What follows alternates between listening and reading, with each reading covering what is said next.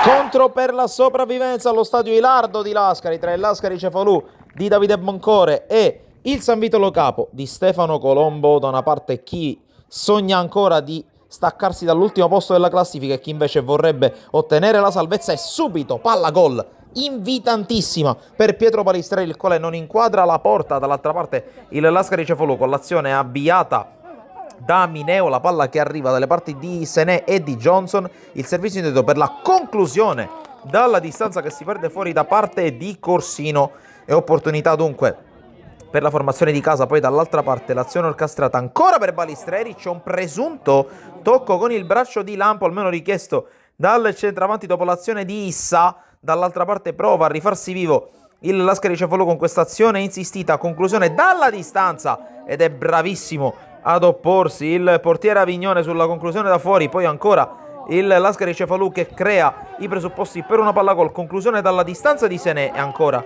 Avignone a bloccare a terra dopo che in precedenza aveva avuto un grande riflesso su Piraino. Poi colpo di testa ancora e Sfera che si perde fuori su un altro tentativo. Poi il contropiede di Sené che non vede Johnson tutto solo all'interno dell'area di rigore. Viene anche un po' contestato il numero 9 che spreca una ghiottissima palla gol proprio in chiusura di primo tempo. Allora con le immagini di Pietro Piazza passiamo alla ripresa con Johnson che apre l'azione con questo dribbling, poi il servizio scarico sulla destra del Piraino, ancora Johnson che è il primo a iniziare l'azione e l'ultimo a chiuderla per l'1-0 dell'Ascari Cefalù. 30 secondi dall'inizio della ripresa ed è subito gol di Orara Gongkok Johnson che sblocca il punteggio per la squadra di Boncore. Prova a buttarsi allora in avanti con questa palla messa in mezzo il San Vitolo Capo, il colpo di testa e palla che si perde fuori sul tentativo di Prestigiacomo. Poi ancora insiste la formazione di Colombo con questo ennesimo cross